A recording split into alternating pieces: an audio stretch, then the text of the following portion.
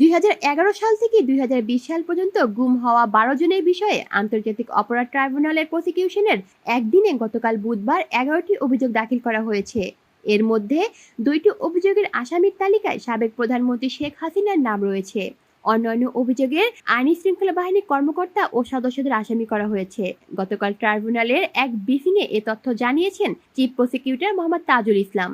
এ সময় ঘুম থেকে ফেরত আসা 2 ব্যক্তি সহ বাকি 10 জনের পরিবারের সদস্যরা উপস্থিত ছিলেন। তাজুল ইসলাম জানান, গুম হওয়া 12 জনের মধ্যে 2 জন ফিরে এসেছেন। বাকি যে 10 জন ফিরে আসেননি তারা হলেন আমিনুল ইসলাম, আনিসুর রহমান, সোহেল মিয়াজি, আব্দুল্লাহ, ইকবাল হোসেন, আইনুল ইসলাম, মোহাম্মদ সাজু, কুদ্দুসুর রহমান চৌধুরী, মোহাম্মদ কায়ুম, মোহাম্মদ মোস্তফা। আজ পর্যন্ত তাদের স্বজনরা জানেন না তারা কোথায় আছেন। বাংলাদেশ গুম পরিবার নামে একটি সংগঠনের পক্ষ থেকে 64 ঘটনার তালিকা দেওয়া হয়েছে। এগুলো গ্রহণ করা হয়েছে। এখন অভিযোগ যাচাই বাছাইয়ের পর্যালোচনা চলছে। বেশিরভাগ অভিযোগে আইনি শৃঙ্খলা বাহিনীর তৎকালীন সদস্যদের অভিযুক্ত করা হয়েছে।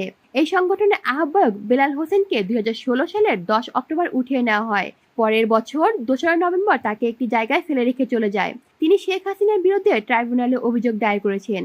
এছাড়াও 2015 সালে 10 ফেব্রুয়ারি থেকে 6 মাস গুম করে রাখার অভিযোগে শেখ হাসিনা সহ অন্যান্যদের বিরুদ্ধে সুপ্রিম কোর্টের আইনজীবী সোহেল রানাও ট্রাইব্যুনালে অভিযোগ করেছেন।